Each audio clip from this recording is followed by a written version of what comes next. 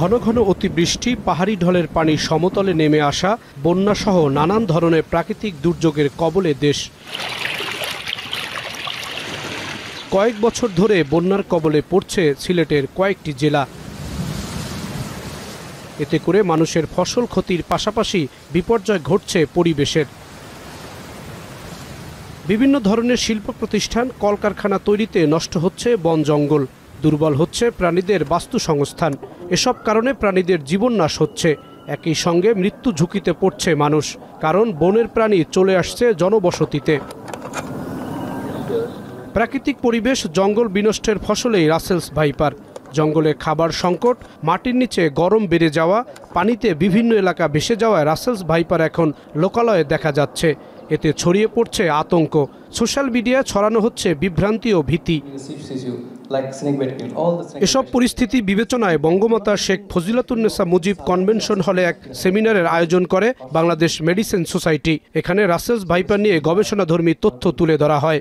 2013 সালে চিহ্নিত হওয়া রাসেলস ভাইপার পানিতে বাস করা সাপ নয়, এটি মানুষকে তেরেও কামড়ায় না। মূলত রাসেলস ভাইপার ছিল আসলে উত্তরাঞ্চলের খরাপ্রবণ এলাকায়, এবং ওখান থেকে তো একসময় দেখা যেত, এবং তারপরে 2013 সালের আগে পর্যন্ত কিন্তু কোনো রিপোর্ট ছিল না যে রাসেলস ভাইপার এনভেনোমিশন হয়েছে বা বাইট হয়েছে। বলা আছে যত ধরনের ইমার্জেন্সি কমিউনিটি আছে, সেই ইমার্জেন্সি কমিউনিটির হেলথ প্রবলেমের মধ্যে সর্পদংশন একটি। আমরা প্রকৃতি উজাড় করতে লাগলাম, এবং যার ফলে আমরা প্রকৃতিতে যারা অত্যন্ত স্বাধীনভাবে মানুষের ভয়ে ভয়ে বিচরণ করত, তারা এখন উদ্ধত হয়ে উঠল। তার মধ্যে রাসেল ভাইপার হচ্ছে একটি।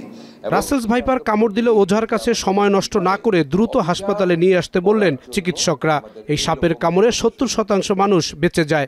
রাসেলস ভাইপার সহ যে কোনো বিষধর সাপের কামড়ের প্রতিষেধক দেশেই তৈরির উদ্যোগ নেওয়া হয়েছে।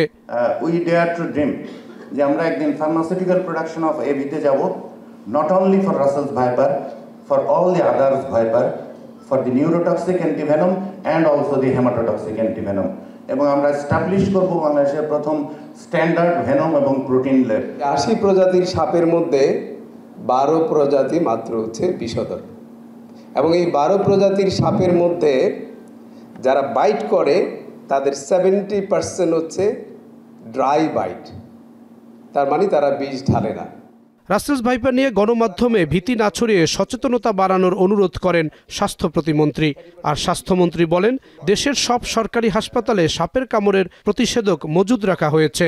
যে রাসেল ভাইপারে আতঙ্কিত না হয়ে এই মেসেজটা যেন মানুষের কাছে যায়। ভ্যাকসিন নাই, রোগী মারা গেছে, দয়া করে প্লিজ এই ভুল তথ্যগুলো দিবেন না। ভুল তথ্য দিলে মানুষ আতঙ্কিত হয়। রাসেল ভাইপারের অ্যান্টিভেনাম প্রচুর আছে, প্রচুর, এতে কোনো সন্দেহ নেই। যদি নাও থাকে আমরা আনার ব্যবস্থা করব। কিন্তু বছরে সারা দেশে 7000 মানুষ সাপের কামড়ে মারা যাচ্ছে। সেমিনারে এমন তথ্য উল্লেখ করে বক্তারা বলেন, প্রকৃতি বেশি যত নষ্ট হবে, ততই বিভিন্ন ধরনের ব্যাধিতে আক্রান্ত হবে মানুষ। কিন্তু আমার এই মেডিসিনের চিকিৎসকরা, আইসিইউর চিকিৎসা কিন্তু দিন রাত সার্ভিস দিয়ে এ দেশের মানুষকে রক্ষা করছে। জাহিদ হাসান, এখন, ঢাকা।